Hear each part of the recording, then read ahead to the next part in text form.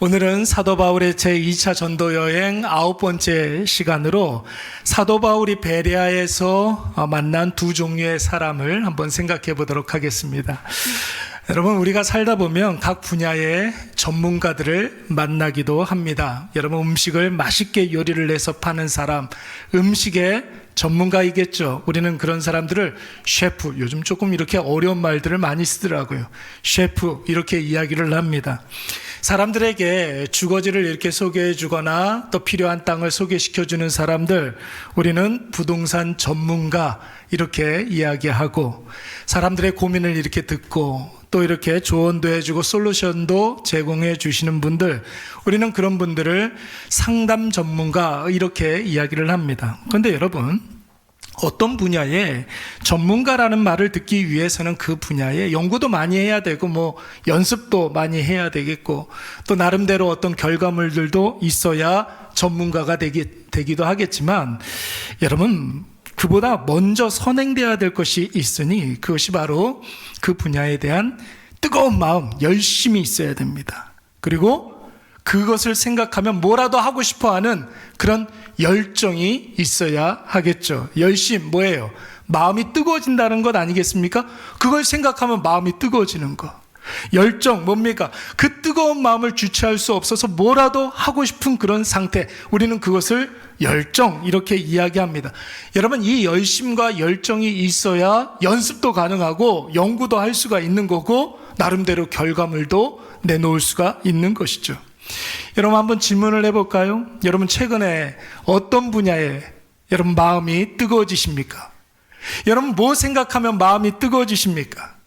그 일을 생각만 해도 마음이 뜨거워져서 뭐라도 해야지, 가만히 있으면 도저히 견딜 수 없는 그것이 있습니까? 있어요, 여러분? 여러분, 일로 여겨지지 아니하고 어쩔 수 없이 하는 것이 아니라 남이 시키는 것도 아닌데 자꾸 그것이 생각이 나고 그걸 자꾸 하고 싶어지고 나도 모르게 그것을 하고 있는, 여러분, 그것이 있어야 되겠죠.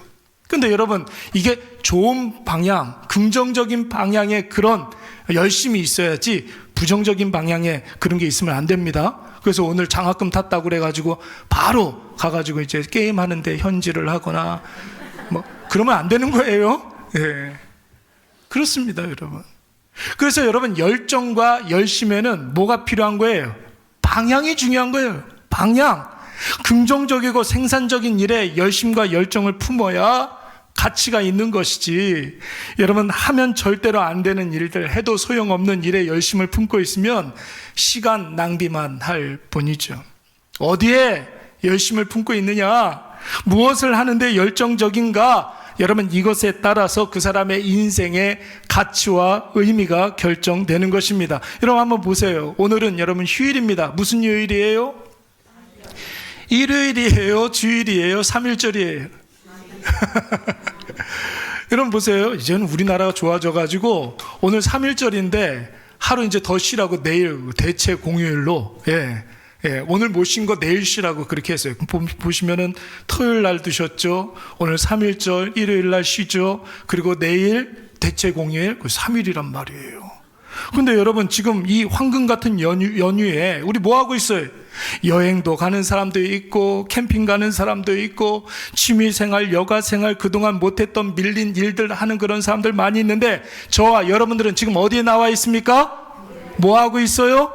예배 드리고 있잖아요. 열일 제껴두고 교회에 나와서 우리가 예배를 드리고 있습니다. 왜 그렇습니까? 열심이 있기 때문이죠. 무엇에 대한 열심? 예수 그리스도에 대한 열심. 그 열심 때문에 우리가 지금 누가 시키지도 않았는데 예배 앞에 나와서 하나님께 지금 열정적으로 지금 예배를 드리고 있는 거예요. 주님의 말씀을 듣고 있는 것입니다. 그래서 여러분, 오늘 우리는 일요일이라고 하지 아니하고 뭐라고 그럽니까? 주님의 날이라고 해서 주일 이렇게 이야기하는 거예요. 내 날이 아니에요. 내일이 아니에요. 주님의 날입니다. 주일이라고 이야기를 하는 거예요. 그래서 내가 원하는 그 일들을 하는 시간이 아니라 주님이 나에게 원하시는 그 일들을 하기 위해서 우리가 오늘 지금 예배를 드리고 있는 것입니다. 여러분, 예수 그리스도에 대한 열정을 가지고 있는 사람들을 우리는 뭐라고 이야기하냐면 그리스도인이라고 이야기합니다. 크리스찬. 그리스도인, 이렇게 이야기를 해요. 예수님 하면 마음이 뜨거워지는 사람, 예수님의 옛자만 들어도 마음이 뜨거워지는 사람, 그리스도인이에요. 예수님을 위한 일에 열정적으로 뭔가를 하는 사람들, 우리는 그런 사람들을 그리스도인, 크리스찬, 이렇게 이야기를 합니다. 여러분 보세요. 진짜 그리스도인들은 기도를 해야 하기 때문에 기도하는 게 아니에요. 진짜 그리스도인들은 기도가 하고 싶어서, 너무나 기도하고 싶어서 기도를 하는 것입니다. 왜요? 기도하면 응답이 되니까. 기도하면 응답되는 것을 내가 느끼고 내가 찾을 수 있으니까 누가 말리지 않아도 기도하게 되는 것입니다. 예배는 여러분 어떻습니까? 예배 안 드리면 누군가의 눈치가 보이기 때문에 교회 가는 것이 아니라, 여러분 예배가 기다려지고 예배를 드리고 싶고 예배 안 드리면 견딜 수가 없기 때문에 우리가 예배를 드리는 줄로 믿습니다. 왜 그래요? 예배에 기쁨이 있기 때문에 그런 거예요. 예배에 기쁨이 있고, 예배를 드리면 은혜가 충전이 되고, 예배를 드리면 내가 하나님의 자녀라는 사실이 분명해지고, 예배를 드릴 때마다 하나님께서 나에게 부어주시는 그 은혜가 느껴져서, 하나님이 나의 아버지가 되어주시는구나. 여러분 이걸 느끼게 되니까, 여러분 우리가 열일 제껴놓고 예배 시간에 나와서 지금 이렇게 예배를 드리고 있는 것입니다. 여러분 보세요. 우리가 계속해서 바울의 제2차 전도 여행을 묵상하고 있어요. 여러분 보세요. 2차 전도 여행이 있다는 것은 뭘 의미하는 거예요? 무슨 여행이 있었다? 1차 전도 여행이 있었다는 것 아닙니까? 1차가 있었기 때문에 두 번째 간 전도 여행을 2차 전도 여행이라고 그러는 거예요. 2차가 있었으면 몇 차도 있을까요? 3차도 있어요. 4차도 있을까요? 없을까요? 있죠? 5차도 있어요, 여러분. 여러분 보세요. 1차 전도 여행을 우리가 갈라디아 지방을 전도했을 때 1차 전도 여행이라고 그래요. 2차 전도 여행은 마게도냐와 아가야 지방을 전도했을 때 2차 전도 여행. 3차 전도 여행은 에베소를 중심으로 해서 소아시아 지방을 전도했을 때 3차 전도 여행. 4차 전도 여행은 조금 특별해요. 사도 바울이 로마 황제의 재판을 받기 위해서 로마로 압송되는 과정을 여러분 제4차 전도 여행이라고 이야기를 합니다. 그리고 성경에는 나오지는 않는데 5차 전도 여행이 있었어요. 로마에 잠시 이렇게 연금되고 난 이후에 잠깐 풀어줬던 적이 있었거든요.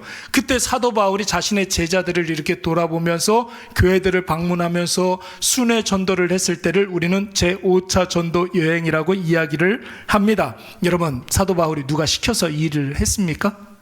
바울이 예수와 복음을 증거하지 않으면 예수님께 혼나기 때문에 여러분 전도하고 복음을 증거한 거예요? 그게 아니에요, 여러분. 예수와 복음을 생각만 해도 마음이 뜨거워지는 거예요. 그래서 도저히 견딜 수가 없어서 전도하지 않으면 내 마음에 불 붙는 것 같아가지고 도저히 견딜 수 없어서 그 열심과 그 열정을 가지고 주의 복음을 증거하게 되었어요. 왜요? 예수 그리스도를 증거하면 죽었던 영혼이 살아나거든요. 사람이 달라지는 게 눈에 보이거든요. 기쁨이 없었던 사람이 기쁨을 누리고 참 자유가 없이 얽매였던 사람들이 예수 그리스도의 복음으로 말미암아 자유케 되는 놀라운 역사가 일어나니까 여러분 그것을 맛본 사람이 여러분 복음을 증거하지 않을 수가 없었던 것입니다. 은혜가 눈에 보이니까 복음을 증거하게 되는 것이죠. 여러분 보세요. 바울이 왜 제2차 전도 여행을 떠났습니까? 1차 전도 여행 때 전도했던 사람들이 있었거든요. 그 사람들을 잘 돌봐주기 위해서 어떻게 지금 신앙생활 잘하고 있는가 돌아보기 위해서 제2차 전도 여행을 시작을 한 거예요. 원래 그게 사도 바울의 의도였습니다. 그런데 여러분 자신의 의도하고는 다르게 예수님께서 이리저리 가는 것을 다 막으셔가지고 여러분 유럽으로 인도하시지 않습니까? 어떻게 말입니까? 가는 데마다 기쁨을 주시는 거예요. 어떤 기쁨이었냐면 새로운 동역자들을 만나는 기쁨을 주시는 거예요. 그러니까 여러분 하나님께서 인도하시는 곳으로 기대감을 가지고 희망을 가지고 갈 수밖에 없었던 거죠. 여러분 보세요. 루스드라에서는 누구를 만났습니까? 아들 같은 동역자 디모데를 만났어요. 얼마나 행복했겠습니까? 바울은 독신이었어요. 결혼을 하지 않았어요. 그런데 자신의 아들과 같은 디모데를 이 루스드라에서 만났어요. 그리고 주님이 인도하시는 대로 드로아로 가니까 드로아에서는 누구를 만났어요? 여러분, 사도 바울이 병약한 사람이었어요. 체력이 그렇게 좋은 사람이 아니었습니다. 여러 가지 아프고 힘들고 다치고 이런 부분들이 되게 많았어요. 드로아에서는 누구를 만나게 됩니까? 의사였던 누가를 만나게 되잖아요. 여러분, 우리가 이미 살펴봤지만 빌립보에서는 누구를 만났습니까? 자주색 옷감을 만들어서 파는 여류 사업가 누구? 루디아를 만나게 되는 거예요. 여러분, 신나지 않습니까? 저만 신나는 것 같은데? 데살로니가에서는 여러분 누구를 만났습니까? 자신의 집을, 큰 부자였는데 자신의 집을 교회로 내놓은 사람, 야손 야손을 만났잖아요. 여러분, 이 기쁨이 있으니까 예수님 생각하면 마음이 뜨거워지는 것이고, 이런 놀라운 기적이 있으니까 복음 전하는 일에 열정적으로 그 일들을 감당할 수가 있었던 것입니다. 사랑하는 여러분, 저와 여러분들 교회 다니는 사람들인데 그냥 교회만 아무 생각 없이 왔다 갔다 하지 마십시오. 예수 믿는 기쁨이 있어야 될 줄로 믿습니다. 마지못해서 억지로 그렇게 교회 다니지 마시고 예수 믿는 교회 다니는 여러분 기쁨을 찾아보세요. 있어요. 분명히 있다고요. 예수 믿기를 정말 잘했다 하는 그 뭔가가 있어야 합니다. 내 모든 죄가 다 사해졌다라는 그런 죄사함의 기쁨이 있어야 하는 것이고, 내가 하나님의 자녀라는 그 감격이 있어야 할 줄로 믿습니다. 날마다 하나님 나에게 부어주시는 은혜가 보이고 도우심이 느껴지고 기적의 역사가 체험되어야 여러분 주를 향한 열심과 주께 대한 열정이 우리 가운데 나타나게 되는 것입니다. 여러분, 목사 안수 받은 지 꽤 오래됐어요. 저는 2004년 10월 달에 목사 안수를 받았습니다. 2004년 10월 달에 목사 안수를 받았어요. 여러분, 목사 안수를 받고 난 이후에 제가 부임하는 그런 교회들마다 열심히 일을 했습니다. 그런데 여러분, 일회교회 부임한 이래 정말 예수 믿기를 정말 잘했다, 이런 생각이 들어요. 야, 나 목사 되기를 정말 잘했다, 아유 행복하다, 이런 생각이 든다고요. 아유, 정말 김포 오기를 정말 잘했다, 이런 생각이 들어요. 매일같이. 왜 그럴까요? 여러분? 조금 쑥스럽지만 여러분들을 만나서 여러분, 제가 다른 데 있었으면, 다른 일을 했으면 여러분들과 같은 좋은 동역자 어디서 만납니까? 그렇지 않습니까? 이 기쁨이 있으니까 여러분 부족하지만, 여러 가지로 부족한 점들이 많이 있지만, 설교도 재밌고 신방도 재밌고 예배도 재밌고 예배 준비하는 시간들이 행복하고 그런 거예요. 그런 거 같지 않습니까? 표정이 막 그렇잖아요. 여러분, 오늘 우리가 읽은 본문의 말씀을 보시면은 사도 바울이 이번에는 데살로니가를 지나서 베레아라는 곳으로 이제 가게 됩니다. 여러분, 바울이 베레아에 오고 싶어서 온 것이 아니었어요. 베레아에 가가지고 내가 복음을 증거해야겠다, 이런 어떤 자기 의지를 가지고 베레아에 간 것이 아닙니다. 지난 시간에 우리가 살펴봤지만 데살로니가에서 자기를 죽이려고 했던 조폭들에 쫓겨가지고 목숨을 부지하기 위해서 베레아까지 어쩔 수 없이 도망쳐 왔습니다. 그런데 여러분, 바울이 실망했을까요? 실망하지 않았을까요? 데살로니가에서 조금 더 복음을 증거해야 되는데, 데살로니가에 그렇게 수많은 사람들이 많이 있는데 거기에서 조금 더 사역을 했었으면 좋았겠다, 이런 생각 조금도 하지 않았어요. 왜 그러냐면 베레아에서는 베레아에서의 하나님께서 준비하신 기쁨이 있을 것이다, 이런 희망이 있었던 거예요. 그러니까 여러분, 베레아에서도 다른 도시와 마찬가지로 여러분 10절 말씀에 보니까 똑같이 열심을 품고 전례대로 유대인의 회당에 들어가서 복음을 똑같이 열정적으로 똑같이 복음을 증거할 수가 있었던 것입니다. 그런데 여러분, 바울이 이 베레아에서 난생 처음 보는 놀라운 일들을 경험하게 됩니다. 그 일이 어떤 일인지 우리 11절 말씀을 다 같이 한번 읽어보도록 하겠습니다. 11절 다 같이 시작. 베레아에 있는 사람들은 데살로니가에 있는 사람들보다 더 너그러워서 간절한 마음으로 말씀을 받고 이것이 그러한가 하여 날마다 성경을 상고함으로. 아멘. 여러분, 베레아 사람들에게 루스드라에서처럼 병자가 고침받는 일들이 있었던 게 아니었어요. 빌립보처럼 헌신하는 한 사람을 만났던 것이 아니었습니다. 데살로니가처럼 많은 무리가 예수를 믿은 게 아니었습니다. 베레아 사람들은 바울이 증거하는 예수 그리스도를 믿자마자 뭐부터 했느냐면 예수님에 대해서 더 많이 알고 싶었던 거예요. 그래서 자신이 갖고 있었던 성경을 펴들고 여러분 스스로 연구하기 시작을 했어요. 자기가 가지고 있었던 구약 성경에서 예언하는 그 구원자가 예수 그리스도라고 하는데 그 예수 그리스도가 정답이라고 하니까 그 예수 그리스도가 왜 구원자인지를 스스로 연구하고 탐구하고 그리고 공부하기 시작했던 것입니다. 예수님에 대해서 더 알고 싶은 마음 때문에 말씀에 집중한 줄로 믿습니다. 이것이 그러한가 하여 바울이 증거했던 그 예수 그리스도가 진짜 구원자인가 하여 날마다 무엇을 상고함으로? 성경을 상고했다라는 거예요. 바울은 예수님을 믿은 이후에 예수님에 대한 열심이 예수님을 전하고 증거하고 선포하는 일로 나타났어요.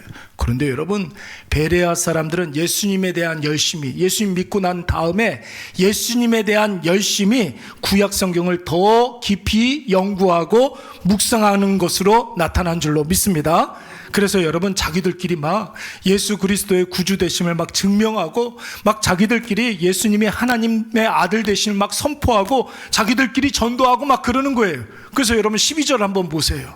그 중에 믿는 사람들이 많고라는 말은 그 중에 그들 가운데 자기들끼리 복음을 증거하는 일들이 많아가지고 예수 믿는 사람들이 많아졌다는 거예요. 사도 바울이 열심을 품고 전도하고 돌아다녔던 것이 아니라 누가? 베레아 사람들이 자기들이 복음을 듣고 연구하고 그리고 공부하고 자기들끼리 복음을 증거하기 시작을 했습니다. 또 헬라의 귀부인과 남자가 적지 아니하나 베레아 사람들끼리 전도하고 복음을 전하여서 베레아의 상류층 사람들까지 예수를 믿게 된 줄로 믿습니다. 여러분, 사도 바울이 수많은 도시들을 다니면서 복음을 증거하고 예수를 선포하고 교회를 세우고 가르치고 돌봤는데 여러분, 베레아 사람들과 같은 그런 역사를 사도 바울이 처음 보는 거예요. 여러분, 우리나라에 복음이 이렇게 증거되었을 때 그 전에도 이제 선교사님들이 어쩔 수 없이 어떻게 하다가 그냥 우리나라에 이렇게 들어온 적은 있었어요. 뭐 토마스 선교사님이라든지 규출라프라든지 뭐 이런 사람들이 그냥 스쳐 지나가기도 했었어요. 그런데 공식적으로 우리나라에 준비된 선교사가 파송된 때가 1885년도였습니다. 4월 달에 부활절에 아펜젤러라는 선교사님, 언더우드 선교사님이 최초의 공식적으로 우리나라에 처음으로 입국한 기독교 선교사들이었습니다. 그런데 여러분, 이 선교사님들 얼마나 놀랐는지 몰라요. 조선 땅에 딱 들어오자마자 제일 먼저 놀랬던 게 무엇이냐면 이들이 다 복음을 증거하지도 않았는데 전도하지도 않았는데 뭘 갖고 있었어요? 우리나라 조선 사람들이 성경을 가지고 있는 거예요. 이미 선교사보다 하나님께서 성경을 먼저 보내주셔가지고 이 조선 사람들이 이 성경을 가지고 있는 사람들이 꽤 많았던 거예요. 그래서 여러분, 언더우드 선교사님이 뭐라고 그랬냐면 이 나라 조선은 씨를 뿌리기도 전에 추수를 기다리고 있는 민족이로다, 이랬단 말이에요. 할렐루야. 여러분, 이 나라, 이 민족, 이 나라 조선이 얼마나 귀한 민족입니까? 하나님께서 사람 보내주시기 전에 말씀을 먼저 보내주신 줄로 믿습니다. 여러분 보세요. 베레아 사람들의 마음밭이 좋으니까 더 너그러워서 간절한 마음으로 말씀을 받았다고 그랬어요. 그러니까 여러분, 예수 복음의 씨가 떨어지자마자 바울이 더 이상 뭔가를 하지 않아도 그 예수 씨가 금방 뿌리를 내리고 줄기를 내고 잎사귀를 내면서 생각지도 못했던 열매들, 막 최상류축에 있는 사람들이 막 예수 믿고 구원받는 그런 일들이 일어나게 되었던 것이에요. 사랑하는 여러분, 우리가 예수를 믿고 교회를 다니기 시작하고 지금 신앙생활을 하고 있잖아요. 우리 다 신앙생활을 하고 있습니다. 물론 여러분, 다른 것보다도 말씀에 열심을 품으시기 바랍니다. 말씀을 읽고 말씀을 많이 묵상하시기 바랍니다. 물론 여러분, 우리가 예수님을 믿고 난 이후에 신앙생활 초기에는 신앙적인 열심이 다른 쪽으로 나타날 수가 있어요. 연세 드신 분들은 열심히 기도하시는 분들이 있죠. 예수 그리스도를 믿고 난 다음에 자녀들을 위해서, 이웃들을 위해서 열심히 기도하시는 분들이 있습니다. 젊은이들은 열정적으로 찬양하는 그런 사람들도 있어요. 우리 젊은이들 찬양 얼마나 좋아합니까? 저도 중고등학교 때 그때 막 경배와 찬양, 뭐죠? 예. 두란노, 목욕 찬양, 이런 게 있었어요. 저 나고 자란 데가 부천이었거든요. 그런데 저 서빙고동까지 가가지고, 온누리교회 가가지고 막 목요일마다 찬양하고, 막 그랬단 말이에요. 찬양하고, 경배하고, 기도하고, 여자친구 만나고, 막 그랬단 말이에요. 얼마나 행복했는지 몰라요. 찬양하는 게 너무너무 행복했어요. 그래서 여러분, 저도 흉내 좀 이렇게 내느라고 친구하고 둘이 이렇게 듀엣을 결성을 해가지고 기타 치면서 찬양하고 다녔었어요. 이름하여 비파와 수금. 자, 한번 찾아보니까 없더라고요. 앨범까지 냈었어요. 그랬었어요. 예, 이랬던 사람이라고요. 찬양 좋아요, 여러분. 찬양으로 열심을 내는 그런 사람들도 있습니다. 어떤 분들은 전도로, 어떤 분들은 예배를 열정적으로 들음으로, 어떤 분들은 교회에서 봉사 열심히 하면서, 다 좋아요. 여러분, 예수 없던 자가 예수 믿고 신앙적인 열심을 품는다는 거 좋은 일입니다. 그런데 여러분, 결국 끝까지 남는 것은 무엇이냐면 말씀이에요. 말씀이 여기저기 쫓아다니면서 여러분 성경 공부하러 다니라는 말이 아닙니다. 요즘은 여러분 그거 굉장히 위험해요. 본교회에서 성경 공부하고 본교회에서 설교 듣고, 여러분 그런 거 외에 누가 좋다고 해가지고 여기저기 쫓아다니고 그러면은 여러분 정말 큰일 납니다. 작년에 우리 교회에 2단 사입이 그런 세미나를 했었거든요. 그때 우리 탁지원 소장님이 무슨 얘기를 했느냐면 굉장히 중요한 이야기를 했어요. 지금 이 시대에 가장 큰 이단과 가장 위험한 사이비는 통일교, 신천지 이런 게 아니라는 거예요. 그거는 이미 예수 안 믿는 사람들도 다 안다는 거예요. 그게 사이비라는 거. 그런데 유튜브를 가장 조심해야 된다는 거예요. 유튜브 조심해야 된다고 이야기하다. 검증 안 된 목사님들 무슨 이야기를 하고, 여러분 검증 안 된 이야기들을 하는 거, 그 굉장히 위험한 일들입니다. 말씀에 집중하라는 것은 오늘 베레아 성도들처럼 말씀을 깊이 묵상하고 말씀을 통해서 예수님에 대해서 조금씩 알아가고, 하나님이 그 말씀을 통해서 이루고자 하시는 뜻을 깨닫는 것, 그래서 그 말씀이 이루어지는 것을, 내 삶 속에서 말씀이 어떻게 이루어지는 것을 경험하는 것, 여러분 그것이 중요한 것인 줄로 믿습니다. 여러분, 우리가 좋아하는 시편 1편 말씀 뭐라고 그랬어요? 복 있는 사람은, 이렇게 이야기하면서 악인의 길을 쫓지 아니하고 또 죄인들의 길에 서지 아니하고 오만한 자의 자리에 앉지 않는다고 그랬어요. 근데 결정적으로 복 있는 사람은 어떤 사람이라고 그랬습니까? 오직 여호와의 율법을, 말씀을 즐거워하여서 그 말씀을 주야로 묵상하는 사람이라는 거예요. 여러분, 가장 복된 사람이 말씀의 참맛을 누릴 수 있는 사람. 왜요? 이 말씀만 남기 때문에 그러는 거예요. 세상의 모든 것들은 다 변하죠. 다 사라지죠. 다 소멸되고.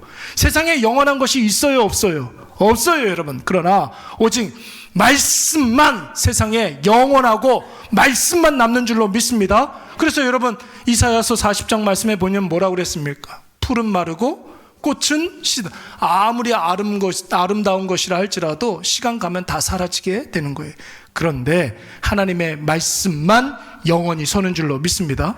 예수님도 똑같은 말씀하셨단 말이에요. 마태복음 24장 말씀에 보니까 천지는 시간 지나가면 다 사라지지만 오직 예수님의 말씀만 없어지지 아니하리라. 할렐루야.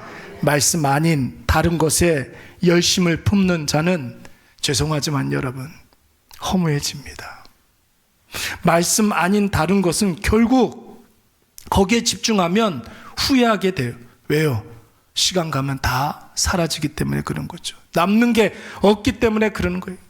다 변하고 사라지게 됩니다. 그러나 말씀에 집중하는 사람들은 말씀이 약속한 것이 다 이루어지는 것을 보게 될 줄로 믿습니다. 말씀만이 영원하기 때문에 그런 거예요.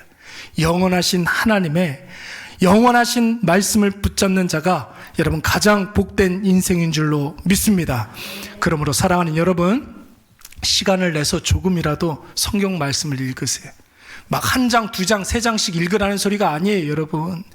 조금이라도 작은 양이라도 하나님의 말씀을 읽으시기 바랍니다. 시간이 있으신 분들은 여러분 좀 성경을 한번 써보세요. 우리 젊은 사람들은 성경을 좀 한번 외워보세요. 여러분, 성경을 외우면은 얼마나 우리의 인생이 풍성해지는지 몰라요. 여러분, 내가 외웠던 말씀이 내가 살아가는 내내 곳곳에 왜 이 말씀이 중요한지를 깨닫게 돼요. 말씀을 외우는 게 굉장히 중요해요. 그래서 우리 권만순 권사님 내일 모레 70인데 내일 모레 80인데 지금도 말씀을 외우려고 노력을 하시지 않습니까? 외우는 게 굉장히 중요해요, 여러분. 그리고 될 수 있으면 말씀을 깊이 묵상하는 연습을 하시고 큐티하라는 거예요. 자신의 삶 속에 말씀이 어떻게 이루어지는지를 찾아보시기 바랍니다. 말씀이 성취되는 것을 보는 것만큼 재밌는 게 없어요. 하나님의 말씀이 기준이 되는 인생은 여러분 보세요. 나에게 말씀이 딱 기준이 되어 있고 하나님의 말씀이 내 마음속에 딱 박혀 있으면 여러분 그 어떤 누가 와가지고 나한테 거짓말을 한다 할지라도 그 거짓말이 다 탄로 나요. 정답을 갖고 있는 사람에게 아무리 거짓말을 한다 할지라도 그 거짓말이 거짓말이라는 사실을 다 알게 된단 말이죠. 세상은 여러분 우리에게 계속해서 유혹하지 않습니까? 거짓으로 끊임없이 위협하면서 말씀 붙잡지 말라는 거예요. 예수 믿지 말라는 거예요. 세상이 더 좋다는 거예요. 그러나 말씀이 나에게 딱 기준이 되어 있는 사람들은 무엇이 옳고 무엇이 그른지를 알게 됩니다. 말씀의 능력이 나타나서 승리하는 그 성취감이 우리에게 있는 거죠. 여러분, 통장에 돈이 현금이 이렇게 쌓이는 것보다 내 안에 말씀이 쌓이는 것이 더 든든할 줄로 믿습니다. 그래요. 통장에 현금이 쌓여 본 적은 없으시겠지만 그런 분들 이야기 들어보면 불안하대요. 허무하대요. 돈이 이런 건가? 그렇답디다.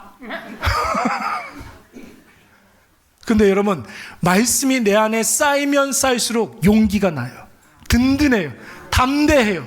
용기가 나서 그 어떤 것도 두렵지가 않을 줄로 믿습니다. 매일매일 다이어트 하시는 분들 있죠? 매일 같이 몸무게 재는 거 저울에 올라가가지고 야 300g 빠졌다, 야 400g 빠졌다, 이런 거 되게 좋아하시는 분들이 있는데 살 빠지는 것보다 내 안에 말씀으로 말미암아 욕심이 빠져나가는 게 가장 기쁜 줄로 믿습니다. 여러분, 욕심을 내가 이기는 기쁨이 있어요. 아, 내가 이겼구나. 그럴 때마다 여러분 내 안에 욕심과 정욕과 탐심과 그리고 높아지려고 하는 마음, 자기를 사랑하는 마음, 음란한 마음, 이런 것들이 조금씩 멀어진다면 여러분 우리의 영혼이 얼마나 기쁘겠습니까? 오늘 베레아 사람들은 말씀에 대한 열심을 품고 말씀을 통해서 하나님을, 예수님을 알아가는 기쁨을 누렸던 사람들이었습니다. 사랑하는 여러분, 이 시간 결단하시기 바랍니다. 말씀에 관심을 가지시고 말씀에 훈련하시고 말씀에 집중하여서 말씀이 주는 한 차원 높은 기쁨을 누리시는 저와 여러분이 되시기를 간절히 축원합니다. 그런데 여러분, 이 베레아에서 사도 바울이 또 다른 열심을 품고 있는 사람을 만나게 됩니다. 그 사람들은 또 어떤 사람들인지 우리 13절 말씀 한번 읽어보도록 하겠습니다. 시작. 데살로니가에 있는 유대인들은 바울이 하나님의 말씀을 베레아에서도 전하는 줄 알고 거기도 가서 무리를 움직여 소동하게 하거늘. 아멘. 여러분, 바울이 베레아에서 또 어떤 사람들을 만났습니까?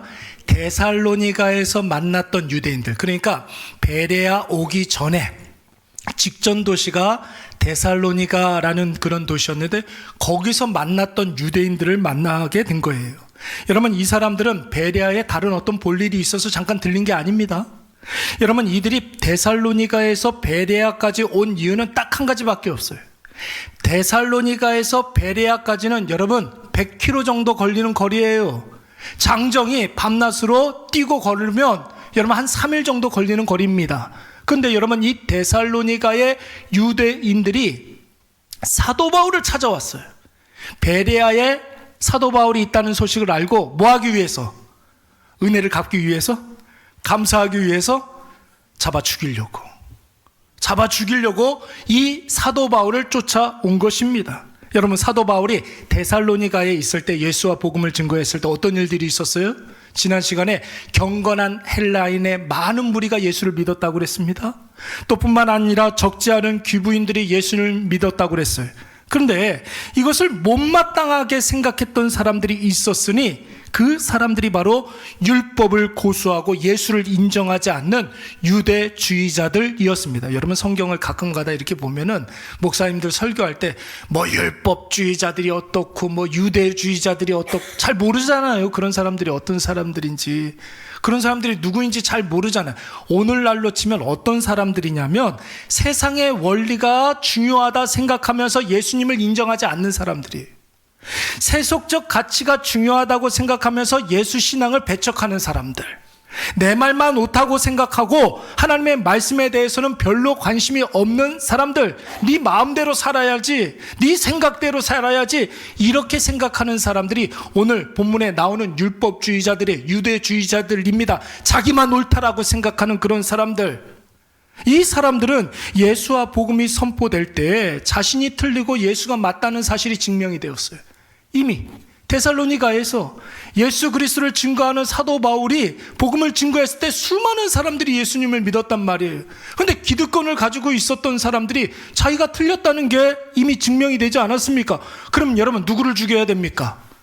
신앙이 뭐예요? 나는 죽고 내가 죽은 그 자리에서 예수 그리스도로만 살아야 되잖아요. 이게 신앙이란 말이에요. 그런데 이 사람들은 자기 살려고 예수를 또 죽이려고 했던 사람들이에요. 내가 살기 위해서는 예수를 죽여야 된다라고 생각을 했던 사람들입니다. 그래서 여러분, 어떻게 했습니까? 동네 깡패를 다 고용해서 말씀을 증거하는 사도 바울을 죽이려고 했던 것이죠. 여러분, 사도 바울을 잡았습니까? 못 잡았습니까? 못 잡았어요. 에몬 사람 사도 바울을 도왔던, 아까 전에 누구라고 그랬습니까? 데살로니가 야손을 붙잡아다가 죽도록 패고 경찰에 신고해서 다시는 예수의 옛자도 거론하지 못하게 했습니다. 야손이 자기의 목숨을 걸고 사도 바울을 지켜서 밤에 조용히 사도 바울을 빼달려가지고 데살로니가에서 떠나서 베레아까지 데려다 준 거예요. 그런데 여러분, 이들의 문제는 무엇이냐면 이들의 열심이, 사도 바울에 대한 적개심이 그것으로 끝나지 않았다라는 것이죠. 데살로니가에서 더 이상 바울을 찾을 수 없게 되자 여러분, 이 유대인들이 어떻게 했느냐면 수단과 방법을 총동원해서 바울을 찾기 위해서 주변 도시들을 막 샅샅이 막 이렇게 찾아다니는 거예요. 그리고 바울이 지금 어디에 있어요? 베레아에서 복음을 증거한다는 소식을 듣게 됩니다. 그래서 그 소식을 듣자마자 조폭들을 또 동원해가지고 데살로니가에서 베레아까지 한달음에 쫓아오게 된 것입니다. 사랑하는 여러분, 이들이 얼마나 열심히 있습니까? 그렇잖아요. 여러분, 얼마나 열정적입니까? 수단과 방법을 가리지 아니하고 사도 바울 죽이려고 했었단 말이에요. 생명이 있는 말씀에 열심을 품는 사람들이 아니라 자기 기분에, 자기가 옳다고 생각하는 일에, 자기가 그동안 쌓아 올렸던 것들에 그야말로 자신의 모든 것을 다 걸었던 사람들입니다. 그런데 여러분, 우리는 이런 사람들을 열심 있는 사람이라고 이야기하지 않아요. 자기 자신을 지키기 위해서, 자기 생각을 지키기 위해서 열심을 품는 사람, 우리는 그런 사람들을 열정적인 사람이다 그렇게 이야기하지 아니하고 뭐라 그래요? 고집불통, 아집으로 똘똘 묻힌 사람, 독선적인 사람, 자기 집착을 하고 있는 사람, 우리 이렇게 이야기한단 말이에요. 이것이 바로 오늘날의 우상이에요. 우상. 누구를 섬기는? 나를 섬기는. 여러분, 미신을 왜 섬겨요? 누구를 위해서 섬겨요? 나를 위해서 섬기는 건 아닙니까? 예수가 아닌, 하나님이 아닌 다른 신들은 자기 자신을 위해서 섬기는 거예요. 그러니까 여러분, 우리가 특정한 다른 종교를 갖고 있는 게 아니라 예수 아닌 다른 종교들은 다 누구를 섬기는 겁니까? 자기 자신을 섬기는 거예요. 자기 우상, 자기 살려고 오늘날에도 예수 그리스도를 십자가에 못 박는 사람들입니다. 지난주에 제가 참 아끼는 후배 목사님이 전화가 이렇게 왔어요. 내가 잠시 이렇게 통화를 좀 했는데, 이 목사님이 평상시에는 삶이 너무 고달프고, 목사님 너무 힘들어요, 어떻게 하면 좋을지 모르겠어요, 사역도 재미가 없어요, 뭐 이렇게 이야기했던 분이, 근데 그날따라 좀 이렇게 목소리가 굉장히 밝은 거예요. 무슨 일이냐고 그랬더니, 목사님 제가 요즘 좀 숨 좀 쉬겠어요 그러는 거예요. 너무 재밌어요 그러는 거예요. 조금 행복한 것 같아요 그러는 거예요. 아니 무슨 일이기 때문에 무슨 일이 있어서 그러냐고 제가 물어봤더니, 이 목사님이 하시는 말씀이, 자기가 옛날부터 주식을 조금씩 했었다는 거예요. 근데 요즘 뭐가 오른다며요. 그래서 목사님 제가 좀 기분이 좋아요 그러더라고요. 주식으로 흥한 사람, 주식으로 목사가 여러분 행복해야 된다면 무엇으로 행복해야 되겠습니까? 자신이 선포한 말씀이 그대로 이루어지는 것을 보고 행복해야죠. 하나님이 주신 말씀이 자신에게 힘이 되고 자신에게 위로가 되어서 그 말씀으로 행복해야 되는 것 아닙니까? 누구처럼? 저처럼. 성도들이 회복되고 성도들이 샘을 얻는 것으로 목회자가 만족을 하고 교회가 건강하게 부흥을 하고 성도들이 행복하게 신앙생활하는 것을 보고 행복해야 되는데, 주식이 올라서 행복하다니, 이런. 사랑하는 여러분, 여러분들은 언제 행복하십니까? 우리의 마음이 언제 뜨거워집니까? 말씀이 임할 때 뜨거워져야 될 줄로 믿습니다. 그 말씀이 성취될 때, 그 말씀이 나에게 위로가 되고 샘을 줄 때, 여러분 우리의 마음이 뜨거워지시기 바랍니다. 여러분 보세요. 예수 그리스도께서 십자가에 죽고 난 이후에 예수님을 따르던 어떤 제자들이, 아유 날 샜다, 예수님 죽었다, 끝났다 생각하고서 더 이상 예루살렘에 있을 필요가 없어, 이제 고향으로 돌아가자, 자기의 고향 엠마오로 이렇게 돌아가고 있는데, 그 길에 같이 이렇게 누군가가 같이 걸어가는 거예요. 그 사람이 물어봅니다. 예루살렘에 도대체 무슨 일이 있었느냐고. 아이 그것도 모르냐고. 예루살렘에 지금 떠들썩했는데 예수라는 분이 십자가에 달려서 죽었다고. 죄는 없는데 그분이 죽었다는 거예요. 근데 같이 동행하는 그분이 뭐라고 그러냐면, 그분이 바로 구원자라는 거예요. 그러면서 구약 성경을 쭉 풀어서 설명을 해주는 거예요, 그 제자들에게. 여러분 그분이 누구였어요? 예수님이었어요. 예수님이었어요. 그 제자들이 나중에 뭐라고 이야기를 합니까? 여러분 누가복음 24장 말씀해 보니까, 그들이 서로 말하되 길에서 우리에게 말씀하시고 우리에게 성경을 풀어주실 때 우리 속에서 마음이 뜨겁지 아니하더냐. 성경의 말씀을 선포하셔 주실 때 우리의 마음이 막 뜨거워졌다라는 것이에요. 여러분 말씀에 대한 열심과 열정이 있을 때 여러분 진짜 능력이 나타나는 줄로 믿습니다. 내 욕망과 내 욕심에 자꾸만 마음이 뜨거워지면 여러분 죄송합니다, 그 사람 때문에 피해보는 사람이 생겨요. 내 마음속에 욕심 때문에 내 마음이 뜨거워지잖아요. 내가 뭔가 좀 높아지기 위해서 내 마음이 뜨거워지고, 더 많이 갖기 위해서 뜨거워지고, 조금 더 편해지기 위해서, 조금 더 누리기 위해서 내 마음이 뜨거워지면 그 사람 때문에 누군가는 상처를 받아요. 그 사람 때문에 누군가가 죽을 수가 있는 거예요. 오늘 저와 여러분은 하나님의 말씀에 열심을 품으시기 바랍니다. 말씀이 주는 위로로 샘을 얻고 회복되시기 바랍니다. 오늘 베레아 교회 성도들처럼 그들은 말씀이 선포될 때, 주의 말씀이 선포될 때 이것이 그런가 하여 날마다 성경을 상고하니라. 여러분 이것이 우리의 말씀이 되어야 할 줄로 믿습니다.